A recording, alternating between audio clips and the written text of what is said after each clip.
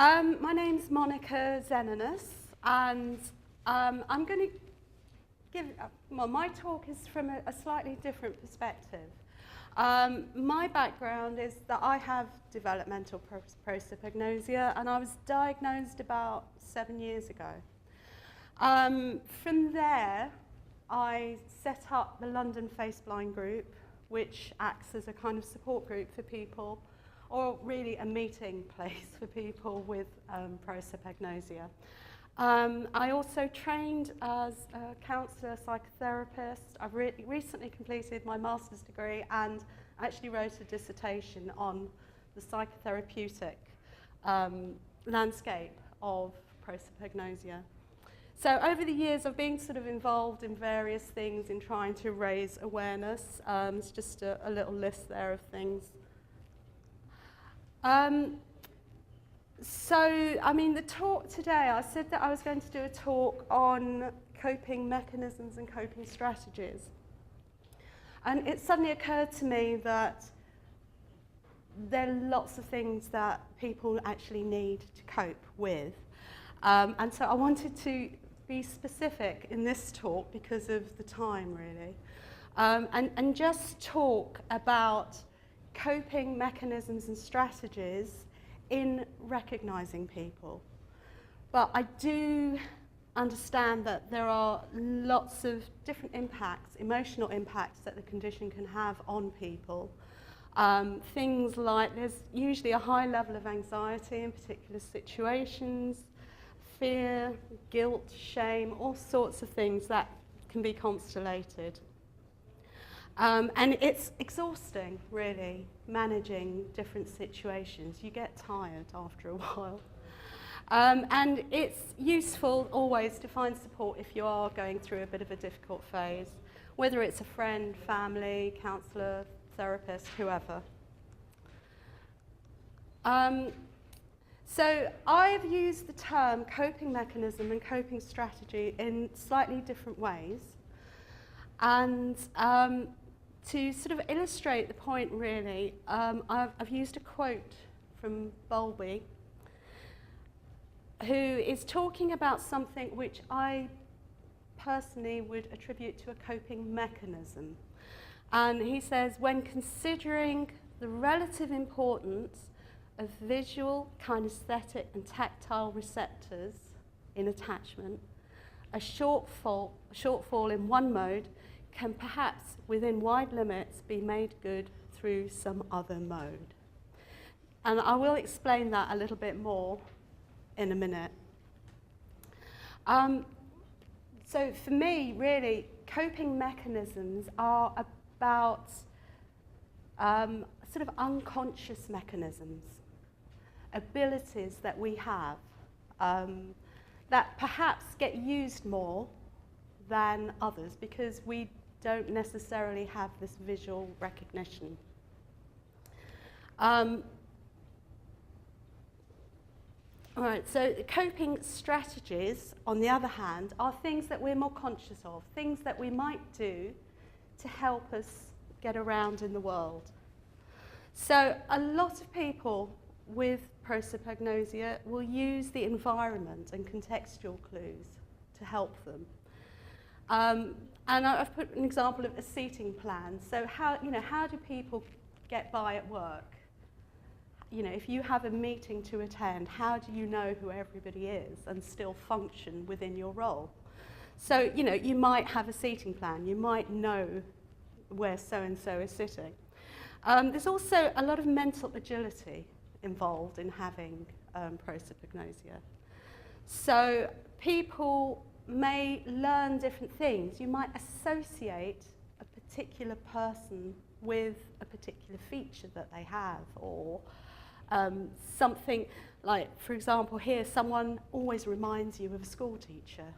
So you kind of know that person is the one that reminds you of a school teacher. Or a barrel, or a sad puppy. You know, there's different ways that we all use.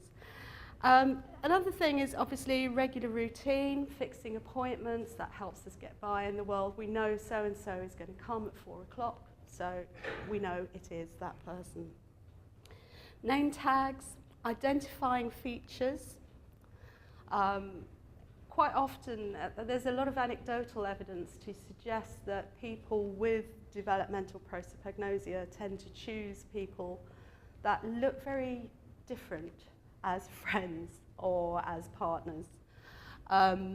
Just something very distinctive about them makes them kind of more appealing and easier to recognise. Obviously, a helpful companion is something that is always brilliant. So I remember being at work and having a friend that knew about my condition, and you know, whenever I was stuck and I had to find somebody, I would always approach my friend where I knew where she was and ask her where so-and-so was today. Excellent verbal skills and powers of deduction. I do think that many of us actually learn a very high level of communication skills, because we can start a conversation with somebody and try and work out who that person is. So I can see lots of people going, yeah, definitely. Because quite often we don't know who that person is, and they'll start chatting to us. But we try and do it in a way that we don't make ourselves obvious, really. And some people use a strategy of speaking and smiling at everyone. And equally, some people will wait for somebody to approach them before they actually start a conversation. Other people perhaps never use names in conversations. So you can have a conversation, but if you don't use their name, you're not going to show that you don't know who they are. Some more smiles over there. And you can also have a job where you avoid most people. Lots of people I've heard of who perhaps work in IT or something where they're not really in an environment that shares with a lot of people. And other people have jobs where people are expected to recognise you more often than you are expected to recognise them. So I've put in that list: actor, doctor, pop star, whoever. If you do come into contact with many, many people, you know that they're going to recognise you, and they're going to know that you come into contact with many, many people. And there's many more. We've actually got some post-it notes, and I'd be really interested in hearing about any strategies that people use. I think the post-it notes are over there.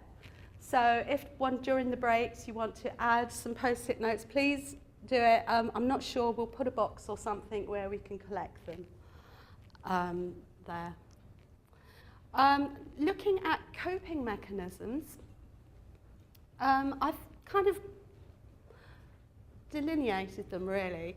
I think there are some non-visual recognition mechanisms which a neurotypical infant uses before they're able to establish visual recognition.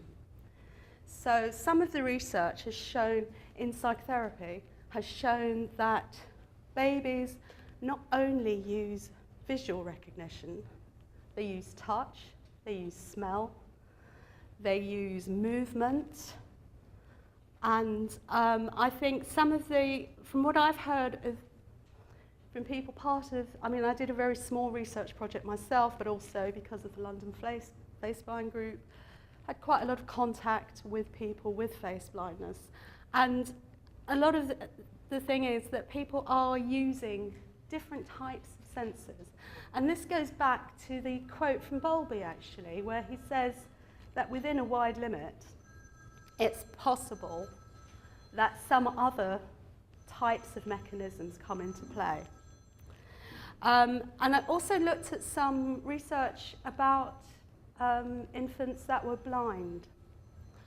And I feel that there's a slight connection there. Obviously, this is not 100% proven by any means, but there seems to be some sort of connection there between attachment, so forming a bond with the person that's looking after you.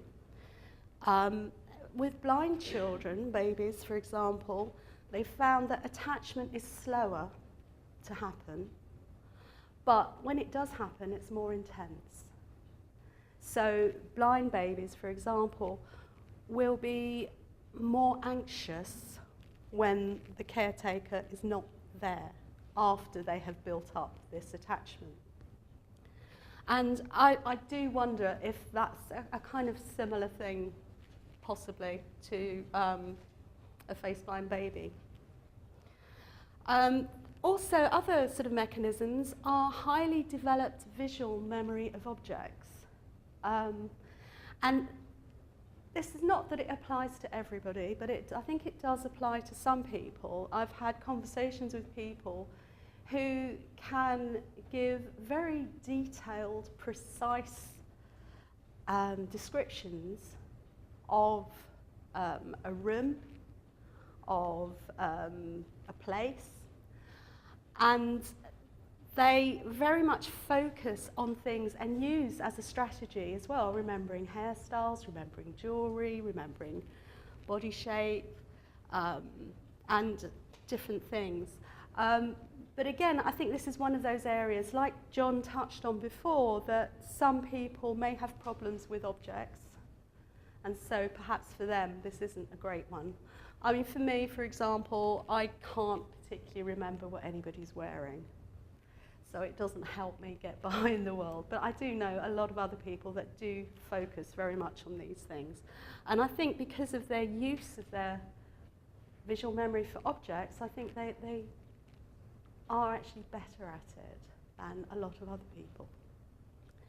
I think some of us as well have a heightened sensitivity and skill. So if we've never used visual recognition for faces, perhaps we use intuition, perhaps we use reading body language, picking up on non-verbal cues. So I think a lot of us have got by in the world by other means. And some people also report having an excellent memory for small factual details. And again, I'm sort of thinking how this correlates with some people with dyslexia who've also been reported to say very similar things. And I think there's a greater use of imaginative ability, again for some people. Making sense of films when you can't follow who said what. I mean, I remember before I was diagnosed, I remember watching lots of things on TV and not realising that I had a problem. And afterwards, if I was talking to somebody who was not face blind about the story, our stories would be slightly different. And I would insist that I was right, but now I know perhaps I just kind of made it up. I sort of made sense of it. I think I made sense of it, really. So what helps? I think that with coping strategies, I think it's really important, and these are the things that you're sort of conscious of, really, is to build on what you already do. Small steps, strengths, not deficits. So concentrate on what your strengths are. What is it that you do that helps you get by? And then learn to do that really well. Yeah? Because if you've already got a skill for something, it's a lot easier to develop it than I think it is to actually turn to something where you lack the skill in the first place. Try out other coping strategies. If you hear from other people, try out what strategies they might use, but try them out when you're not feeling anxious or stressed or tired. And use a variety of strategies. Don't just stick to one. Context can alter the effectiveness. So the more strategies that you can pull in to help you, the better, because in different situations, you'll need to rely on different skills. And remember to be persistent. We all have bad days, and you're not alone. We all have bad days. And share your success with someone else as well. I think it is quite amusing how, when we get it right and we do recognise someone, it's really difficult to say, I got it right. And people don't understand your excitement. And I think it's great if we can just share it, you know. And if you get it right, feel proud of yourself. And coping mechanisms. I think the key to coping mechanisms is actually to improve your self-awareness. And this can be done, there's various techniques that you can use to improve your self-awareness. So, and that's in order to find out what mechanisms you use. So it might be something like, I don't know, keeping a diary, for example, of thinking about an instance when you did meet somebody and you did recognise them, and really focusing on what it was in that particular situation that helped you, that gave you those clues.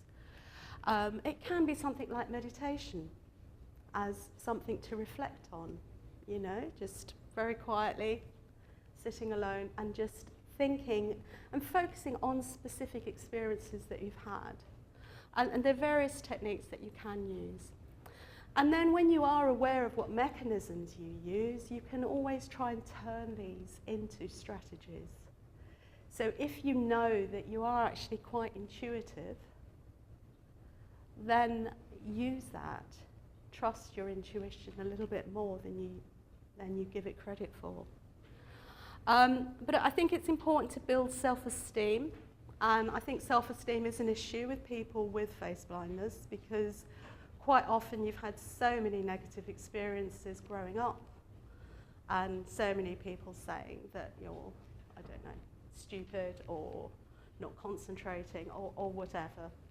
So it is important to actually work on your self-esteem, because that can prevent you from trusting yourself if you don't concentrate and focus on your self-esteem. Learn to listen to your somatic, which is your bodily responses to people. Learn to listen to your sensory responses to people, your intuition, your feelings about people. It's not all about recognizing faces. And I think part of the focus is that neuroscience does focus very much on recognizing faces, whereas in fact, the actual goal is to recognize people. And to try and remember that, because recognizing people involves many, many aspects. And even people who are not face blind use other methods. We're not the only ones that will look for other methods. Even people who are not face blind will look at what people are wearing, what context they're in, their body language, you know, whatever. They will use a whole variety of things to recognize the person. And it's quite easy to get fixated on just the face. And I think it's important to use your gifts to their fullest potential. We use methods to recognize people, and we can hone those methods. We can become expert at using those methods, and we can actually become, at times, more practiced, better at using those methods than people perhaps who just rely on visual recognition. So, you know, it's not always a case of it being a thing. I think I've missed a slide somewhere, so I'm going to go back. If it goes back, it doesn't go back. Does it go back at all? No, go back a bit more. Go back. Go back. Ah, that one. Yeah. Yeah, sorry, and I wanted to say this. I realised that we hadn't gone through this one for some reason. Yeah, debunking the myths. So face recognition is not the only factor involved in attachment. It's not the only factor involved in recognizing the person. Even non-face blind people rely on physical appearance, name, clothes, context to recognize other people. Neuroscience focuses on recognizing the face, but life is really about recognizing the person, not just the face. Non-face blind people don't always get it right. And face blind people don't always get it wrong either. So, and yes, then that's all I want to say really. Apart from the fact that as part of my thing is that I'm trying to raise awareness with counsellors and psychotherapists about what this is all about, because I think there's very little awareness out there. And there's an article which I published last week, actually, that's aimed directly at counsellors and psychotherapists. So if that's of interest, please take a copy. Thank you.